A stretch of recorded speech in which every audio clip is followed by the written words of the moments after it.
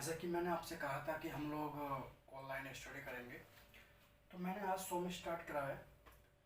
सोम को पढ़ने से पहले हम जान लेते हैं कि कौन कौन से जो यूनिट हैं वो हमारे लिए सबसे ज़्यादा इम्पोर्टेंट है और कौन कौन से यूनिट हमें समझने के लिए ज़रूरी है, कौन कौन से यूनिट जो हैं वो फार्मूला बेस्ड है।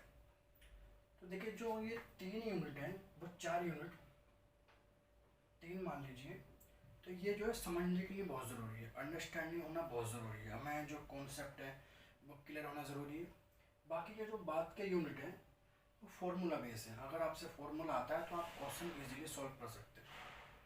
ठीक है, अब हम लोग बात करते हैं भी हाँ कौन से यूनिट से कितने नंबर का आता है। देखिए, पहला यूनिट जो है इस टाइम तो मटेरियल, ये 1 से 2 मार्क्स का आता है, जिसमें स्ट्रेस, स्ट्रेन, मैकेनिकल प्रॉपर्टीज़ हैं, इलास्टिसिटी, प्लास्टिसिटी, क्रीप इम्पोर्टेंट है, इसमें फटीक इम्पोर्टेंट है ना, मॉडुलस ऑफ रिलीजन्स वो बहुत इंपॉर्टेंट है, क्वेश्चन उससे आता है। और जो डिफॉर्मेशन निकालने के कुछ फार्मूले हैं उससे क्वेश्चन बनता है, पोजीशन रेशियो है, तो ये चीज़ इंपॉर्टेंट है, यहीं से क्वेश्चन बनता है पहले यूनिट में। दूसरा यूनिट है SFD BMD, ये 1 मार्क्स का आता है लेकिन हर साल आता है। इसमें मेन चीज़ क्या है ये हमें जानना बहुत ज़रूरी है, क्योंकि हम लोग जब पढ़ेंगे, सोम पढ़ेंगे या स्ट्रक्चर पढ़ेंगे, तो उसमें SFD BMD का बहुत बेसिक नॉलेज या जो बेस है वो बहुत यूज़ होता है।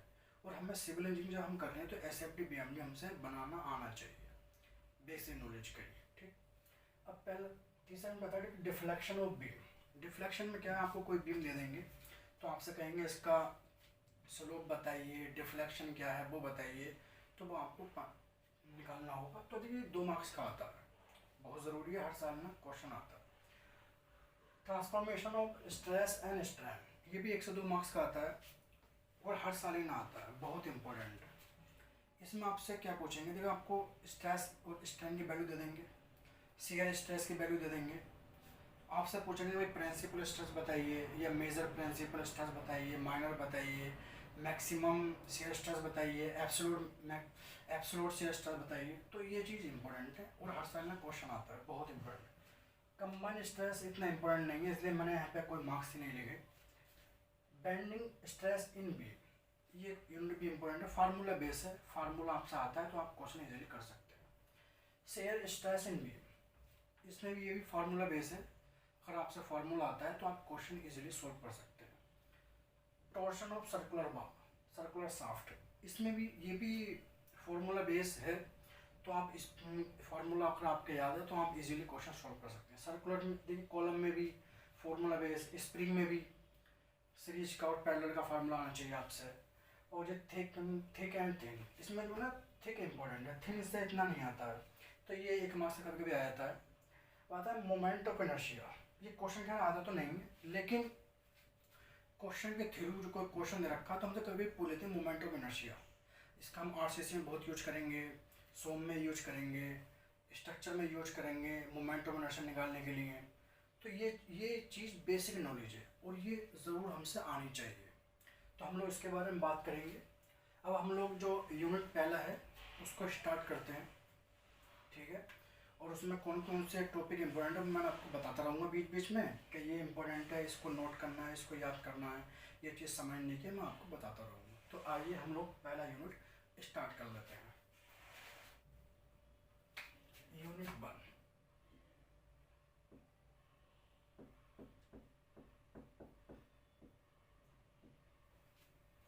यूनिट 1 में जो पहला आता है देखिए स्ट्रेस। स्ट्रेस होता क्या है, स्ट्रेस वो होता है जब हम कोई फोर्स लगाते हैं, कोई फोर्स अप्लाई करते हैं, तो उसमें एक रेजिस्टेंट फोर्स जनरेट होना चाहिए, तो उसको हम स्ट्रेस बोलते हैं। या स्ट्रेस की देखिए जो डेफिनेशन है वो है resisting force per unit area. ठीक है, या उसमें जो है रेजिस्टेंट डिफॉर्मेशन होना चाहिए, तो हम उसको स्ट्रेस बोलते हैं। स्ट्रेस की डेफिनेशन लिख लेते हैं, stress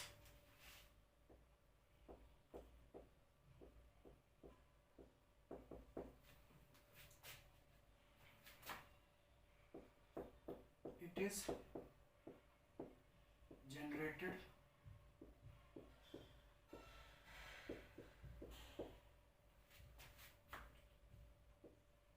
as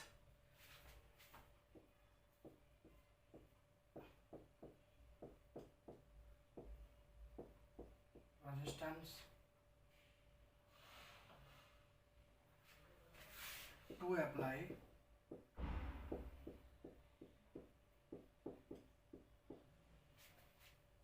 external force.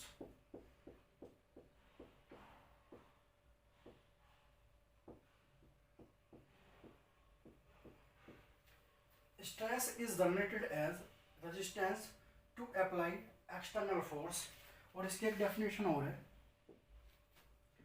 Result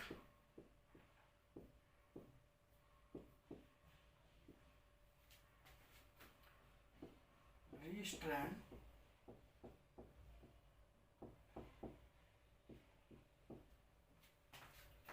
deformation.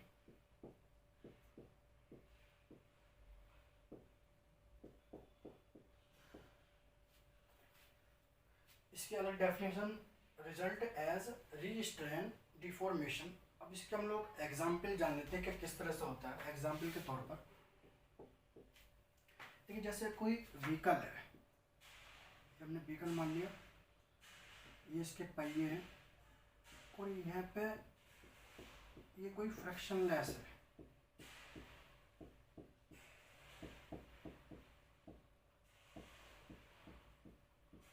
कोई फोर्स लग रहा है, एफ मान लेते हैं, और जो ऐसे कोई फोर्स लग रहा है तो इस तरफ तो कोई रिस्ट्रेन फोर्स जनरेट नहीं हो रहा है, तो यहाँ पे स्ट्रेस डेवलप नहीं होगा। तो हम देंगे हम नो स्ट्रेस डेवलप।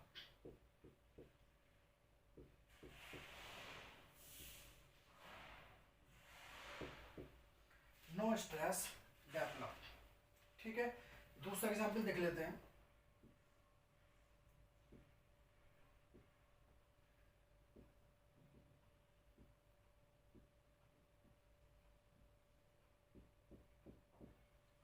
ये भी कोई फ्रैक्शनलेस सरफेस है,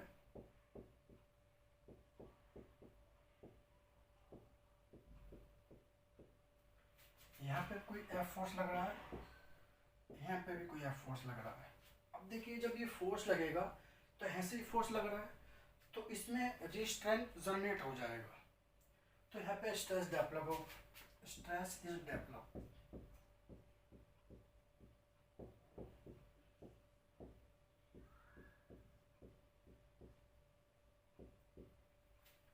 ओके, स्ट्रेस का जो फार्मूला होता है, स्ट्रेस इज इक्वल टू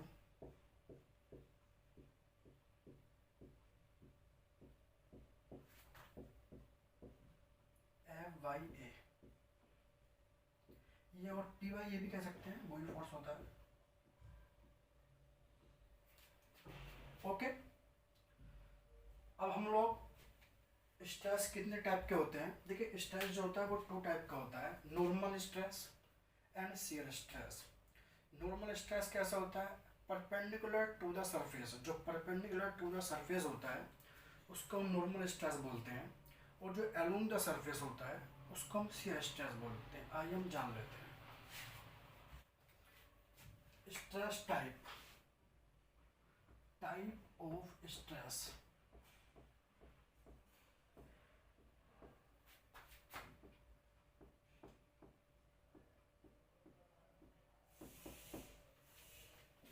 पहला normal stress,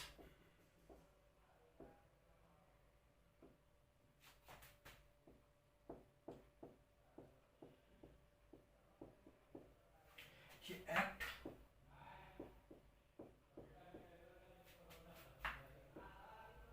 as a perpendicular surface.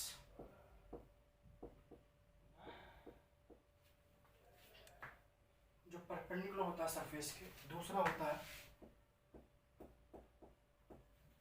Shear stress.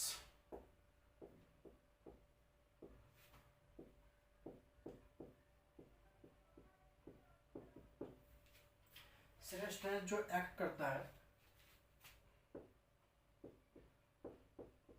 along the surface,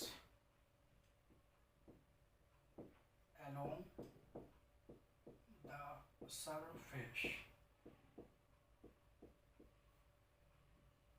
okay, अब हम लोग जान लेते हैं जो इंटरनल फोर्सेस होते हैं किसी भी बीम में, तो वो कितने तरह के होते हैं। ठीक है, अब डेफिनेट डालते हैं नई हेडिंग, इंटरनल फोर्सेस।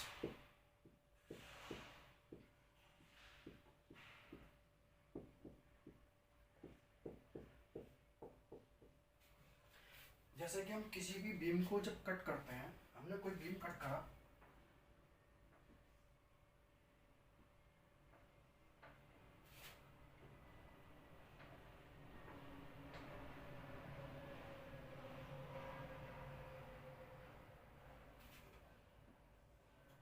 ठीक है, हमने सपोज ये बीम कट करा, डायरेक्शन मान लेते हैं हम लोग, ये एक्स डायरेक्शन है,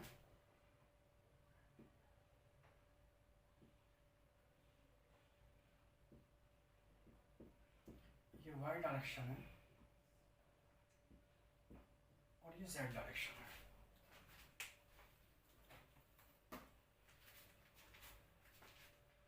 देखिए ये कोई एफ एक्स फोर्स है, ये कोई एफ वाई फोर्स है, और ये कोई एफ जेड फोर्स है। ओके, तीन तरह के फोर्स लग रहे हैं, F X, F Y and F Z. जब ये लग रहे हैं तो मोमेंट भी होगा, जब हमने बीम को कट किया है,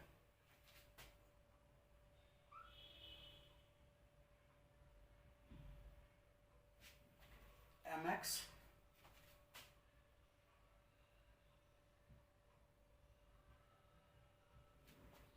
एम बाई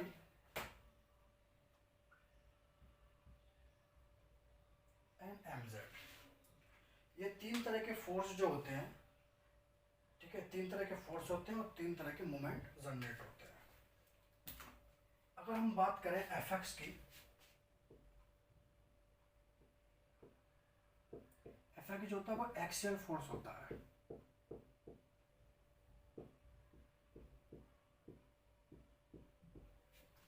ठीक है, इसको हम नॉर्मल स्ट्रेस भी बोलते हैं। कैसा बोलते हैं, देखिए इसने कहा act as a perpendicular surface. देखिए सरफेस ये है, इसके परपेंडिकुलर लग रहा है ये, तो इसको हम शेयर नॉर्मल स्ट्रेस ही बोलते हैं, और नॉर्मल स्ट्रेस।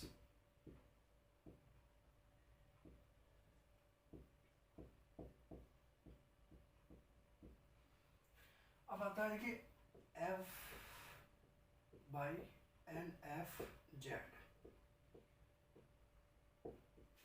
इसको हम बोलते हैं शेयर फोर्स।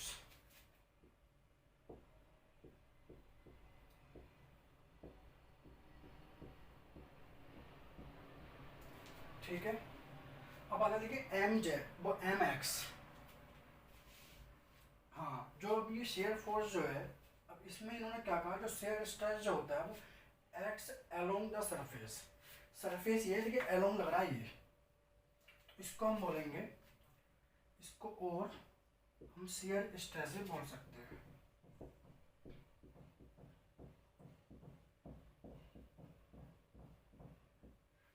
कि वैसे ये एग्जाम में नहीं पूछा जाता है, लेकिन हम बेसिक नॉलेज के लिए, अपना बेस तैयार करने के लिए इन चीज़ों को हमें पता होना ज़रूरी है।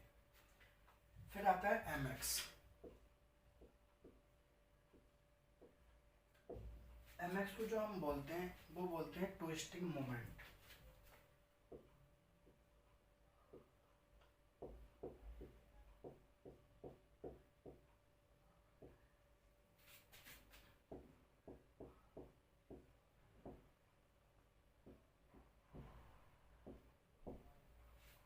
अब आते हैं देखिए एम बाई और एम जेड को क्या बोलते हैं।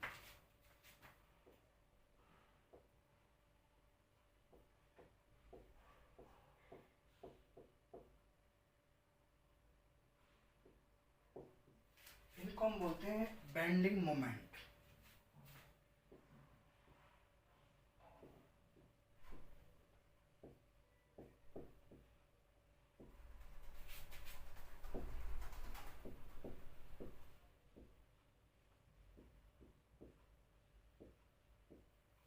ओके, देखिए एफ एक्स फोर्स हुआ तो उसको हम एक्सियल फोर्स बोलते हैं, उसको नॉर्मल स्ट्रेस भी बोलते हैं।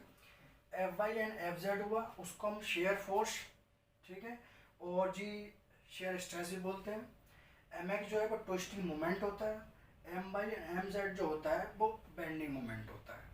ये हमारी बेसिक नॉलेज थी। अब हम आते हैं थोड़े कॉन्सेप्ट के ऊपर। देखिए जो हमारी नेक्स्ट हेडिंग आएगी वो है कि equality of stress on perpendicular plan. तो हम लोग इसमें जानेंगे कि जो अपोजिट फेस की जो स्ट्रेस होती है वो सेम कैसे होती है, और जो अपोजिट फेस की स्ट्रेस सेम कैसे होती है, ये हम इसमें जानेंगे। हम लोग लिखते हैं हेडिंग क्या है, इक्वालिटी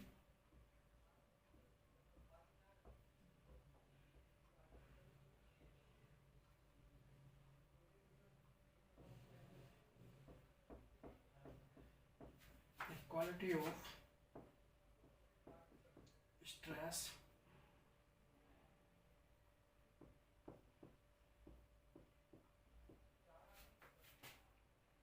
इन परपेंडिकुलर प्लान।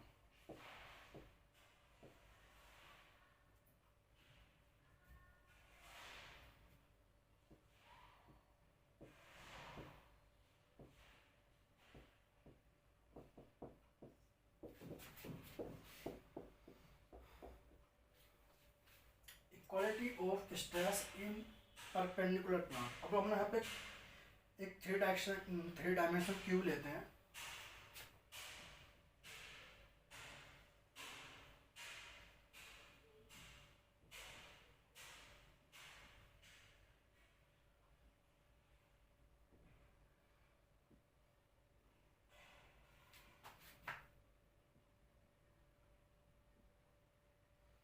देखिए ये थ्री डायमेंशनल क्यूब है। यहाँ पे हम लोग डायमेंशन मान लेते हैं, ये एक्स डायरेक्शन है,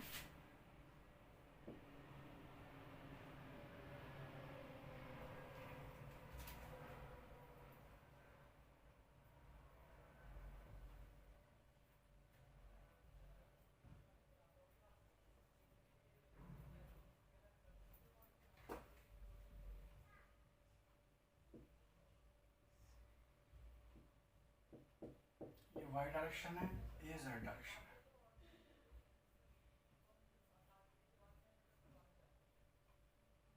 ओके, अब हम लोग यहाँ पर स्ट्रेस लेते हैं। ये हो गई स्ट्रेस से टाउ वन, डायरेक्शन स्ट्रेस मान लेते हैं। ये हो गई एक स्ट्रेस टाउ वन डैश, इसकी डायरेक्शन हम डाउनवर्ड मान लेते हैं। एक हो गया स्ट्रेस टाउ टू, इसकी डायरेक्शन हम ये मान लेते हैं। एक हो गई स्ट्रेस टाउ टू डैश, इसकी डायरेक्शन हम इस तरह मान लेते हैं।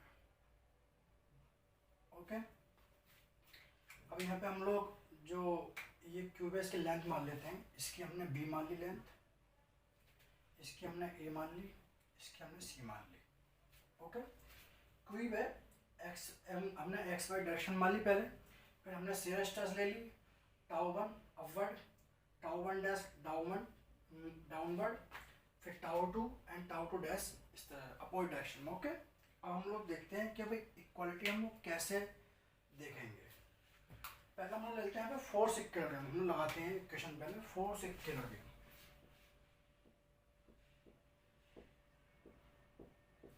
फोर्स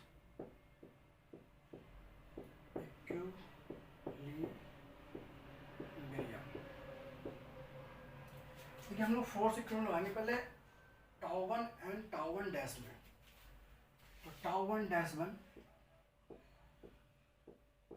टू का सी इंटू का बी, ये फोर्स लगा रहे हैं ना हम लोग। तो shear stress into area, this shear stress into area, तो टाउ वन इंटू का बी इंटू का सी, सी इंटू का बी, क्योंकि हम लोग ये वाला एरिया ले रहे हैं, बी इंटू सी वाला एरिया। ठीक है, तो tau one dash one and tau one, ये हो गया। अब हम फिर फोर्स इक्विलिब्रियम लेते हैं इन दोनों में, अपोजिट टाउ टू में और टाउ टू डैश में। हम लोग देखते हैं फिर फोर्स इक्विलिब्रियम माना हमने,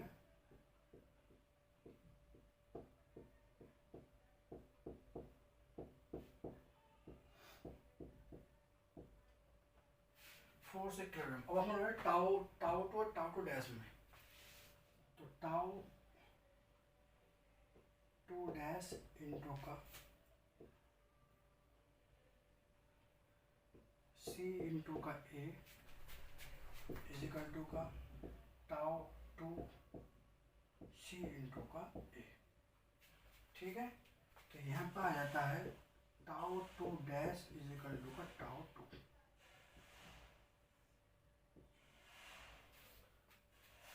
तो यहाँ पे देखिए हम एक कंक्लूजन ड्रॉ करते हैं, तो वो कंक्लूजन क्या होगा, देखिए शेयर स्ट्रेस, कंक्लूजन ये होगा note,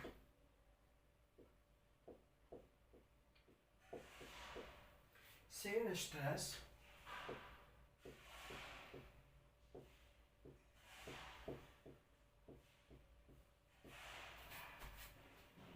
is equal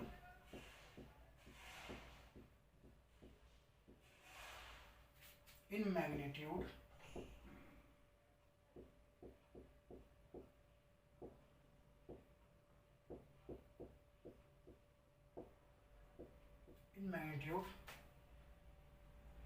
in an opposite direction।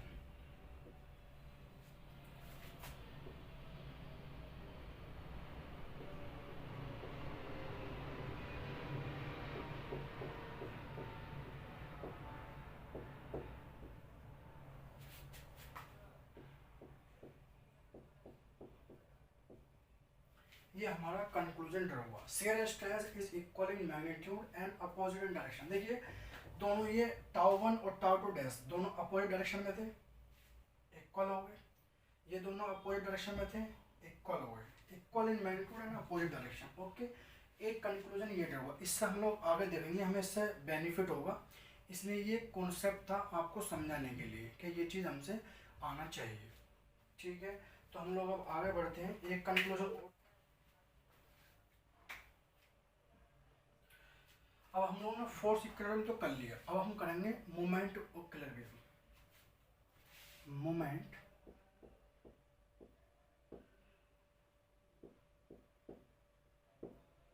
Equilibrium,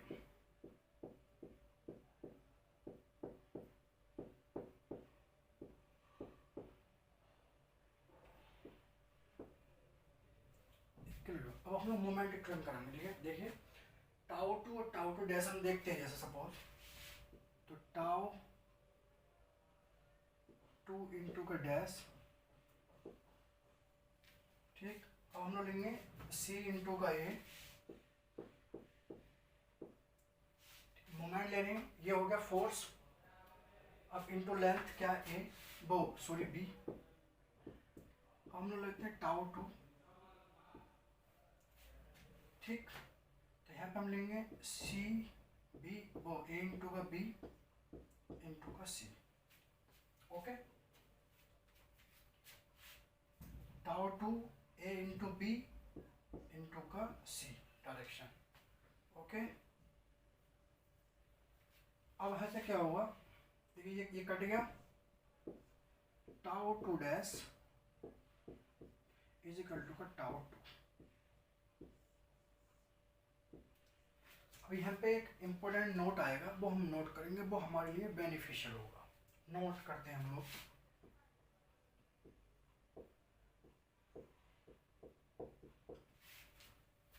क्या नोट है यहाँ पे, shear stress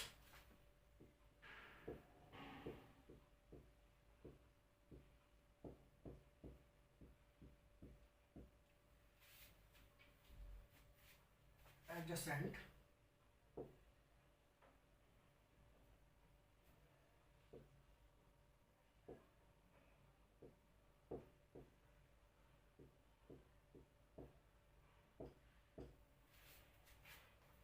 face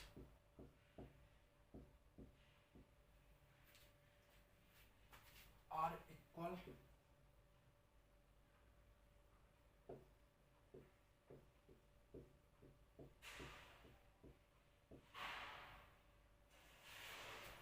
in magnitude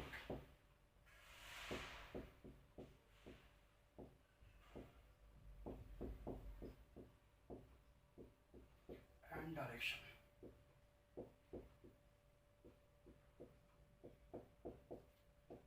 okay, सीधा स्ट्रेस जो है वो एडजेसेंट फेस पे भी, ठीक है, ये अलग फेस है, ये अलग फेस है, उस पे भी इक्वल है इन मैग्नीट्यूड एंड डायरेक्शन, ठीक है। तो हम लोग इससे कंक्लूजन ड्रॉ करा, अभी ये आगे जाके बेनिफिशियल होगा, मैं बताता हूँ किस तरीके से। तो हम लोग इसको नोट कर लीजिए।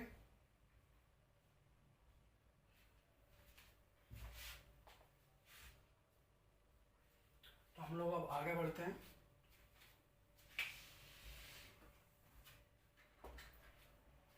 अब आता है important topic, stress tensor.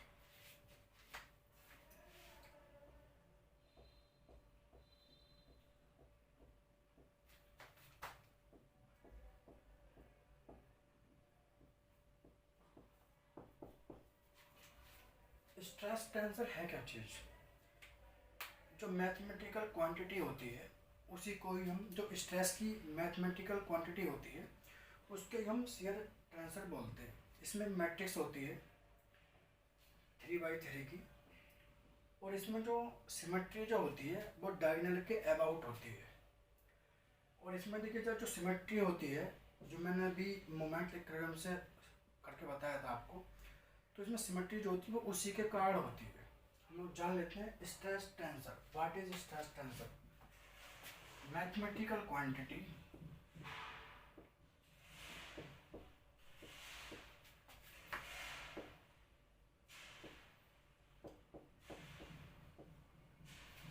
quantity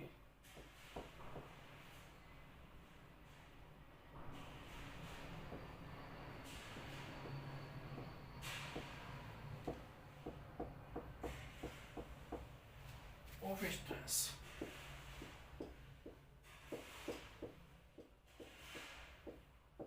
is called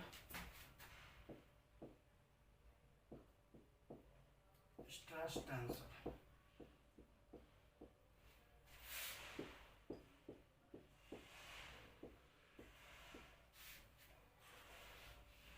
stress tensor की मैट्रिक्स क्या होती है?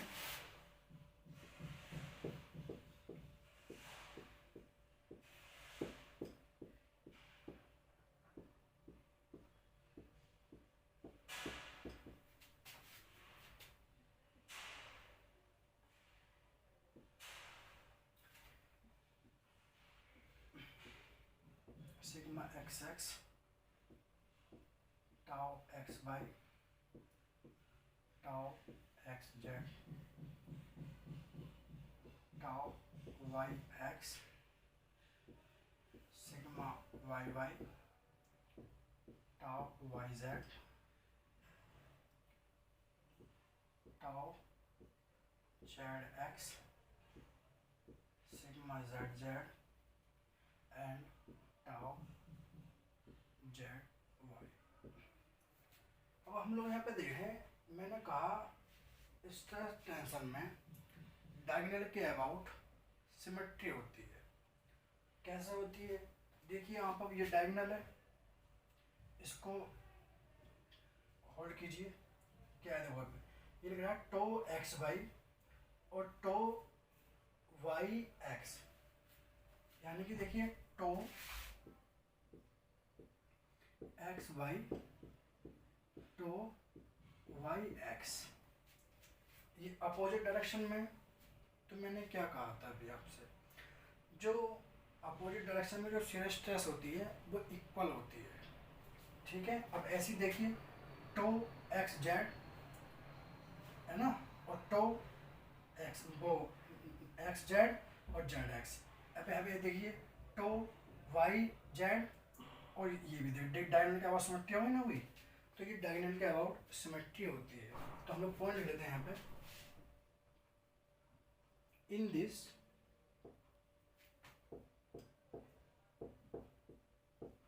Symmetry about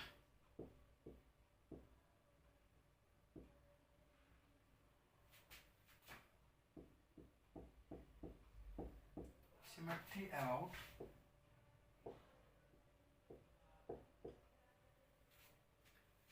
about main diagonal.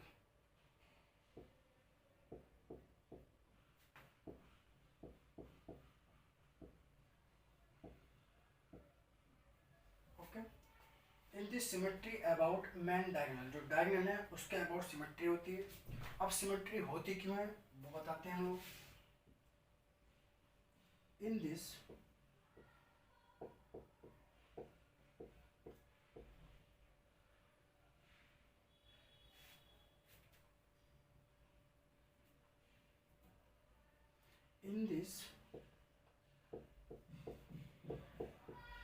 symmetry of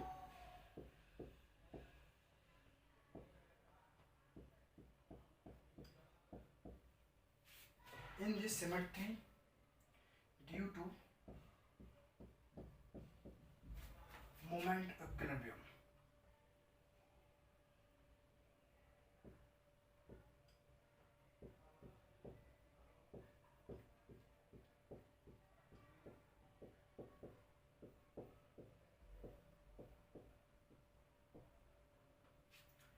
इसमें देखिए जो सिमेट्री होती है वो मोमेंट इक्विलिब्रियम के कारण होती है।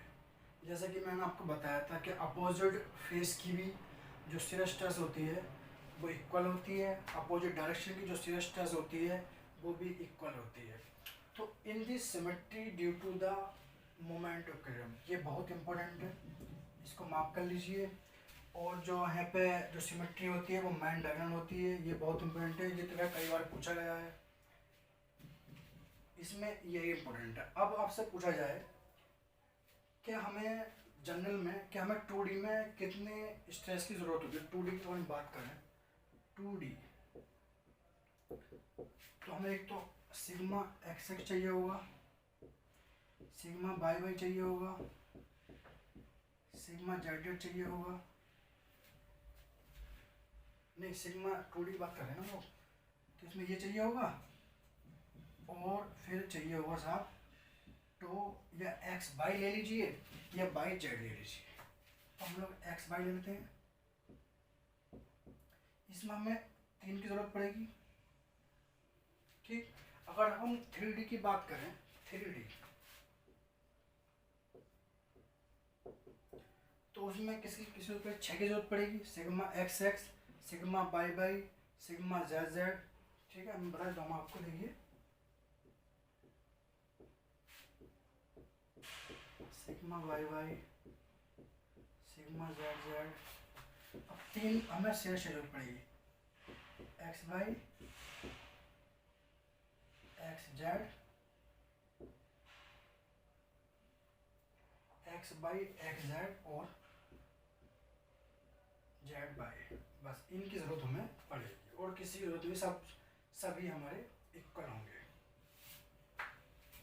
ओके, अब हम लोग बढ़ते हैं अपने नेक्स्ट टॉपिक की तरफ, जो जिसमें हम पढ़ेंगे,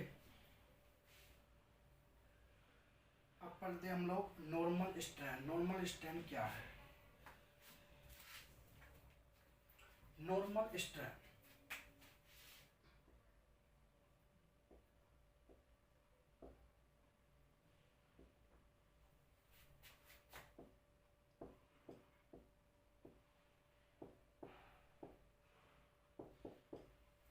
नॉर्मल स्ट्रेन को हम लोग इससे रिप्रेजेंट करते हैं, सिग्मा से, वो जाई से। तो क्या होता है यहाँ पे डेल्टा अपॉन एल या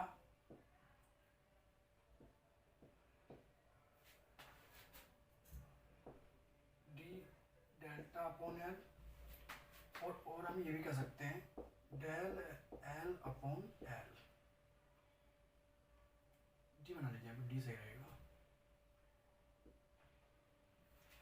देखिए यहाँ पे डेल्टा क्या चीज़ है, change in length.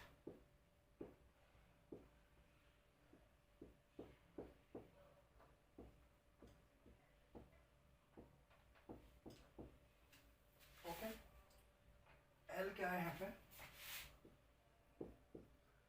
Actual length.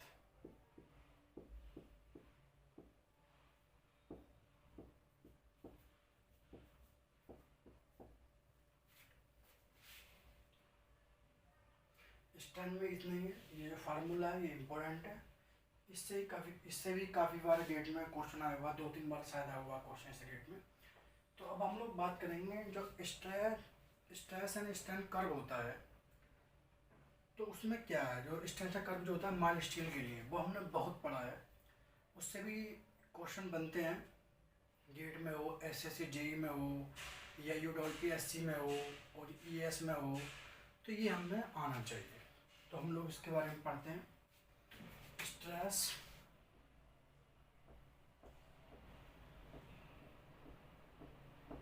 Strain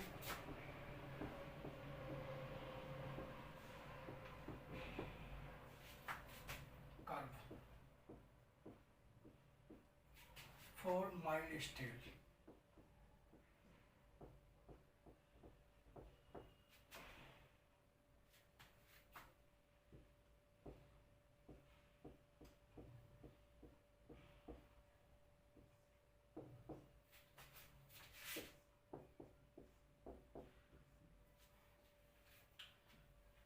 अब हम लोग फिगर ड्रॉ करते हैं इसके लिए।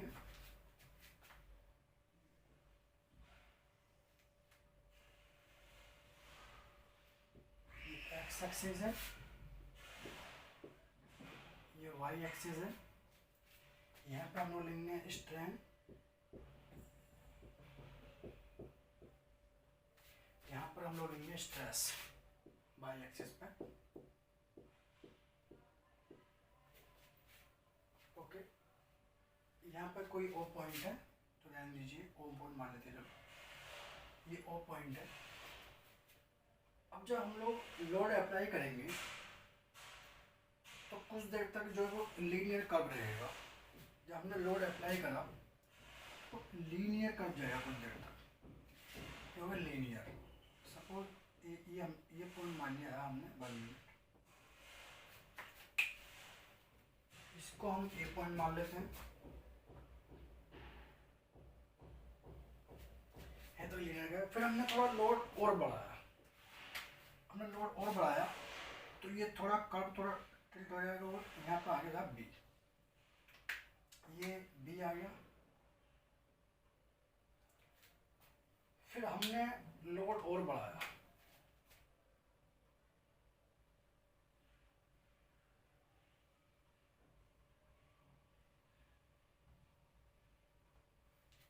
जब हमने लोड और बढ़ाया, यहाँ कोई पॉइंट सी आ गया, ये कोई पॉइंट डी है, ये ई है,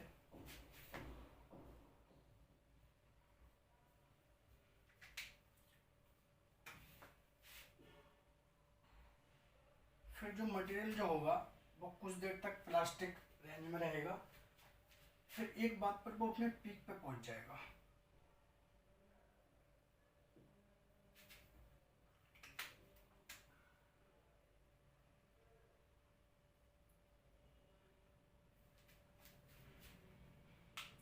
अब मैं आपको बता देता हूँ, जैसे ओ पॉइंट से ए तक हमने कोई लोड लगाया तो वो कुछ देर तक लीनियर रहेगा, यानी कि हुक लॉ को फॉलो करेगा, stress proportional to strain.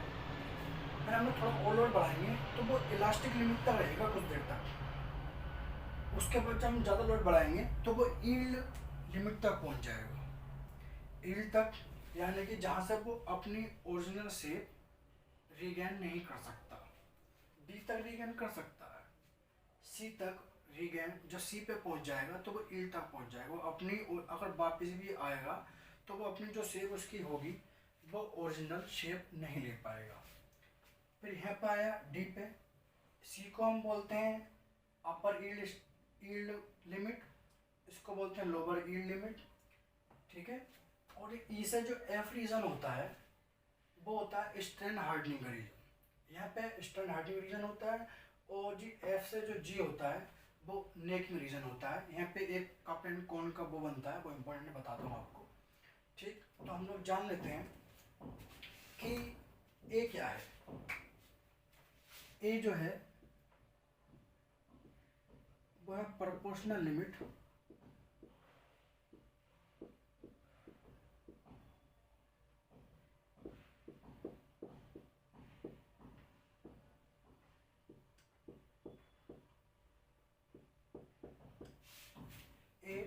Proportional limit होता है।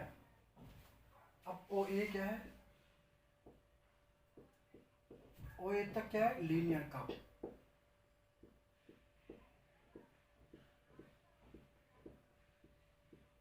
ओ ए तक लीनियर कर्व है, ठीक है। अब बी क्या है,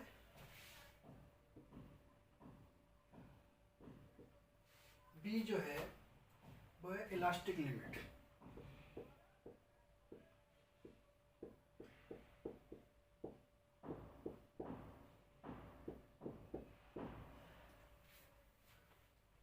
सी क्या है, अपर यील्ड पॉइंट।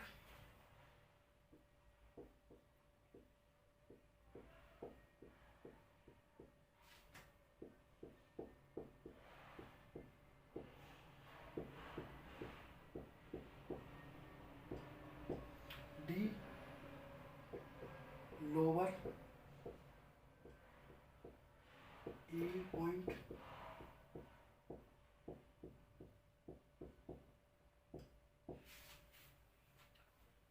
अब डी से ई क्या है, डी से ई जो होता है वो प्लास्टिक रीजन होता है। देखिए यहाँ पे कांस्टेंट रहता है मटेरियल कुछ देर के लिए।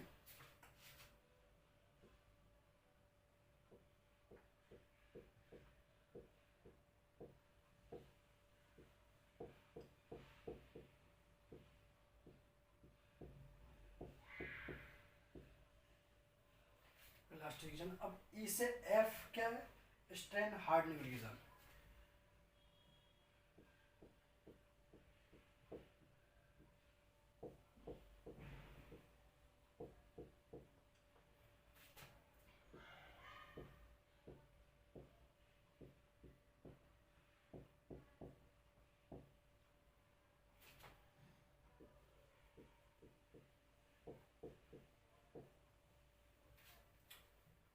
एफ से जी क्या है,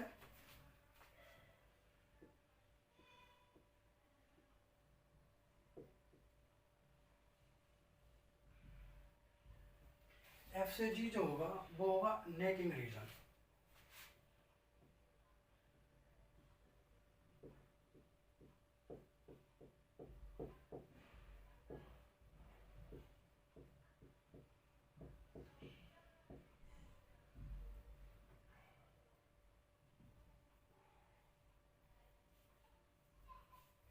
नेकिंग रीजन हो गया। एफ जो होता है वो अल्टीमेट स्ट्रेन होती है, एफ इज इक्वल टू का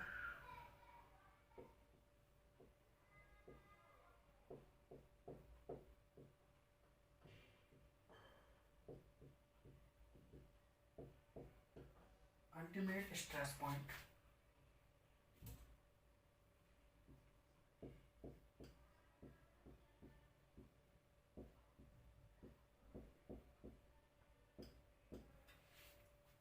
ओके, देखिए जी क्या है, जी को जो हम बोलेंगे वो बोलेंगे फ्रैक्चर पॉइंट या failure point.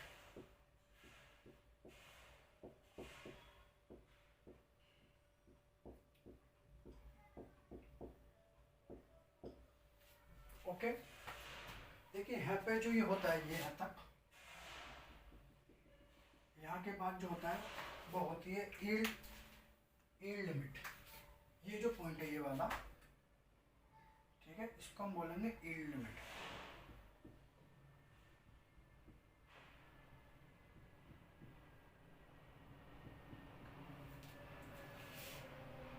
Strain stress curve में है क्या चीज़, बस आपसे यही पूछेंगे। आपको फिगर दे देंगे ऐसा, यहाँ पे ए बी सी डी दे देंगे, पूछेंगे ए बराबर क्या है, ए किसको बोलते हैं, तो आपको होगा प्रोपोर्शनल लिमिट। और जी एफ से जी कौन सा रीजन होता है, नेकिंग रीजन होता है। और डी से ई कौन सा रीजन होता है, ठीक है, तो प्लस रीजन होता है। ये आपको पता होनी चाहिए। इससे question S S C J E, U double P S C, E S GATE, इसमें क्वेश्चन आते हैं और ये हमें आना चाहिए। बहुत ही बेसिक चीज़ है ये। ओके, तो हम लोग आगे बढ़ते हैं।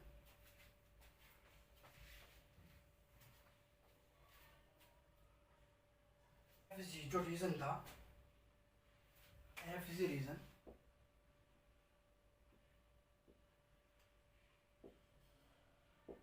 एफ जो रीजन था वो नेगेटिव रीजन था ना।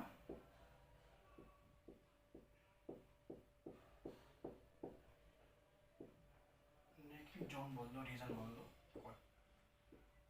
नहीं जानता। लेकिन यहाँ पर जो रप्चर होता है ना, तो वो कप एंड कोन का बनता है और 45 डिग्री एंगल बनाता है। तो हमने ले लिया जो रप्चर बनेगा इसमें,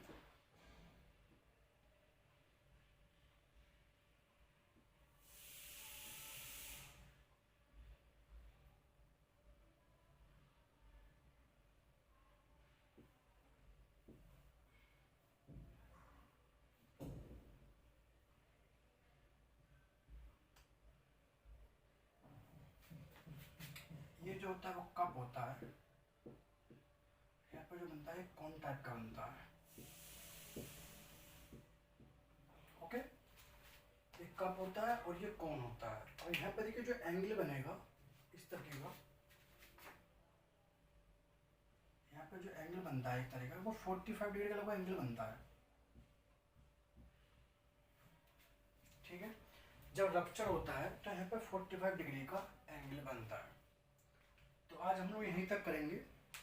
कल हम लोग पढ़ेंगे जो मैकेनिकल प्रॉपर्टीज़ हैं स्ट्रेंथ ऑफ मटेरियल की, जैसे इलास्टिसिटी है, प्लास्टिसिटी है, डक्टिलिटी, क्रीप, फटीग। यहाँ से क्वेश्चन बनते हैं और ये बहुत इंपॉर्टेंट है। तो यहाँ तक अगर आपको कोई डाउट हो तो आप मुझे मेरे व्हाट्सएप नंबर पे मैसेज कर सकते हैं। मैं आपको व्हाट्सएप नंबर अपना दे दूँगा। मैं आपको अपना व्हाट्सएप नंबर देता हूँ।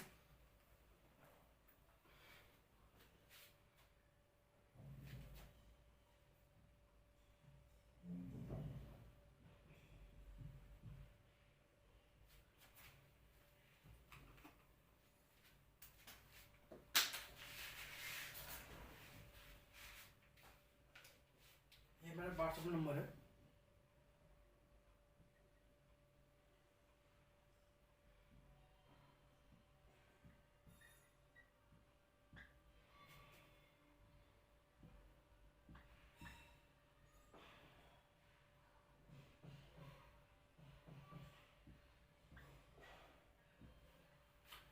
ये मेरा व्हाट्सएप नंबर है 8979474721।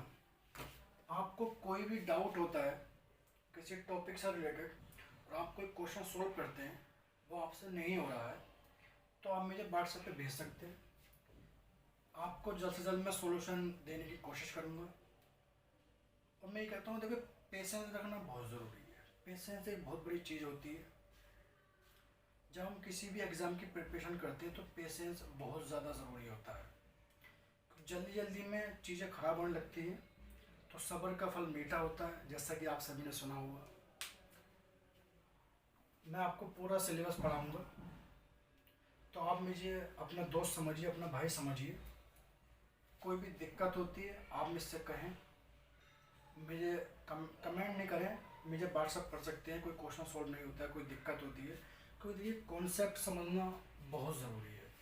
आप कॉन्सेप्ट समझेंगे तभी हम चीज़ों को आगे बढ़ा पाएंगे। तो thank you so much. Stay home and stay safe. घर रहकर आप पढ़ाई कीजिए। मेरे चैनल को सब्सक्राइब कर दीजिए, वीडियो को लाइक कीजिए, क्योंकि वीडियो बनाने में बहुत मेहनत लगती है, टाइम ख़राब होता है बहुत ज़्यादा। तो आपकी मोहब्बत थी।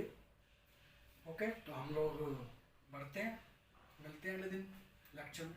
And thank you so much.